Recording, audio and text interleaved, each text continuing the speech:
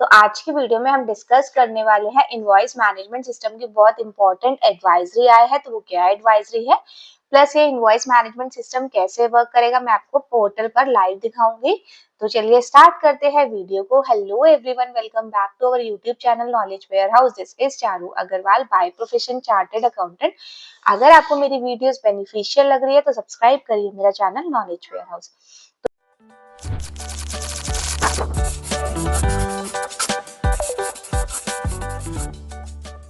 तो यहाँ पर देखो बहुत इंपॉर्टेंट एडवाइजरी आई है इनवॉइस मैनेजमेंट सिस्टम पे, तो मैं इसको करती हूँ ओपन।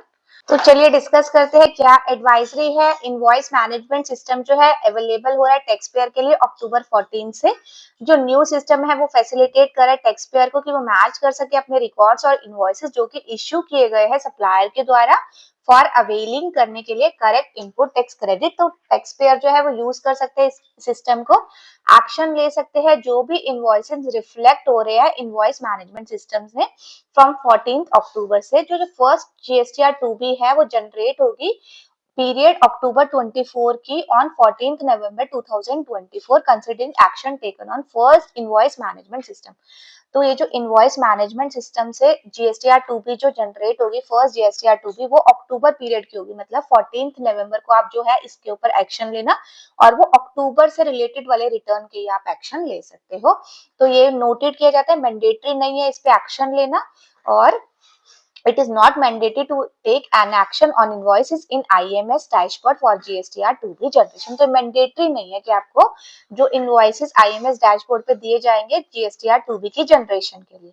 ठीक है, तो हम अब साइट पे चलते हैं, हम अब पोर्टल पे चलते हैं और देखते हैं कि हमें कहाँ पर ये जो इनवॉइस मैनेजमेंट सिस्टम दिखेगा और हमें कैसे कैसे ये एक्शन लेने हैं। तो यहाँ पर मेरे को बहुत सारे ड्रॉप डाउन दिए हुए हैं, तो मेरा जो थर्ड नंबर का ड्रॉप डाउन है रिटर्न्स में, मुझे उसमें आना है।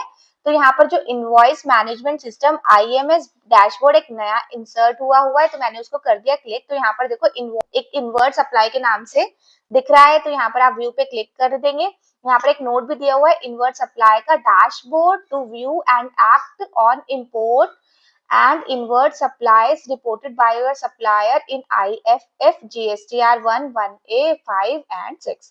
तो यहाँ पर मैं invert supply में जो view का ऑप्शन है उस पर कर दूंगी क्लिक। तो देखो यहाँ पर मुझे एक पॉपअप दिया गया है, records where no action is taken by taxpayer will be considered as a deemed accepted for GSTR 2B generation।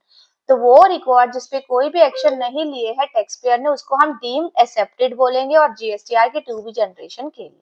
ठीक है, तो मैंने यहाँ पर कर दिया ओके। तो देखो यहाँ पर आपकी कुछ ऐसी स्क्रीन जो है ओपन होकर आएगी। यहाँ पर आपके पास तीन ऑप्शन है, all other ITC, inward supply from ISD और इंपोर्ट ऑफ गुड्स। तो देखो अभी जो है यहाँ पर देखो B2B इनवॉइसेस की सारी है, B2B इनवॉइस अमेंडमेंट्स की है, B2B डेबिट नोट्स की है, B2B डेबिट नोट अमेंडमेंट्स की है। तो यहाँ पर जो है बहुत सारी हेडिंग्स के साथ साथ हमें नंबर ऑफ रिकॉर्ड्स भी दिए हुए हैं कि आपके नो एक्शन में कितने हैं, एक्सेप्टेड में कितने हैं, रिजेक्टेड में कितने हैं, पेंडिंग में कितने हैं। तो अभी यहाँ पर 0 इसलिए दिखा रहे हैं क्योंकि जो इनवॉइस मैनेजमेंट सिस्टम है वो अक्टूबर के रिलेटेड, जो अक्टूबर की जो रिटर्न है जो नवंबर में आपको फाइल करनी है उससे ही रिलेटेड स्टार्ट होगा। तो इसीलिए ये आपको अभी जो सारी चीजों में 0 दिखा रहे हैं। तो देखो यहाँ पर जो आपकी B2B इनवॉइसेस में जितनी भी सारी इनवॉइस है उसमें अगर आपने जितने में एक्शन नहीं लिया तो आपके नो एक्शन में दिखेगा। और नो एक्शन का क्या मतलब है कि ये समझा जाएगा जिसपे आपने एक्शन नहीं लिया जिन इनवॉइसेस पे कि वो डीम्ड एक्सेप्टेड हो गया है और आपके वो जीएसटीआर 2B में चला जाएगा। आप एक्सेप्टेड है वो भी का ऑटोमेटिकली जी है जीएसटीआर 2B में चला जाएगा, जो रिजेक्टेड है वो रिजेक्ट हो जाएगा और जो पेंडिंग है वो पेंडिंग में चला जाएगा। जी इट मींस कि आप उस इनवॉइसेस पे फ्यूचर पे भी एक्शन ले सकते हैं। क्योंकि सबसे इंपॉर्टेंट जो है वो ये है रिजेक्टेड वाला कॉलम, कि अगर आपने एक बार कोई इनवॉइसेस रिजेक्ट कर लिए तो उसके बाद जो है वो जीएसटीआर 2B में नहीं जाएंगे, वो रिजेक्ट ही हो जाएंगे।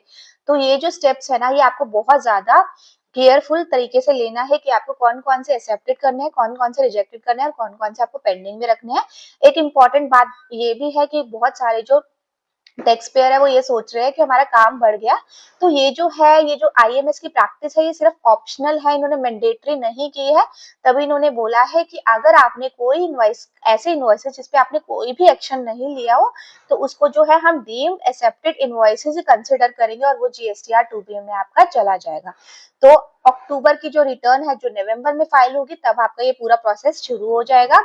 तो आप जो भी आपको कंफ्यूजन होती थी कि ये जो इनवॉइसेस हमारे में दिख रहे हैं हमसे रिलेट नहीं कर रहे, जो भी चीजें थी वो अब इसके थ्रू ना बहुत अच्छे से आपकी मैनेज हो जाएगी। थोड़ा टाइम कंज्यूमिंग है, टाइम ज्यादा लगेगा कि कौन कौन से इनवॉइसेस आपसे रिलेट कर रहे हैं, कौन से नहीं कर रहे, लेकिन जो है अब आपके बिल टू बिल मैचिंग वाला कॉन्सेप्ट बहुत अच्छा आ गया है, तो आप इसका यूज जरूर करें।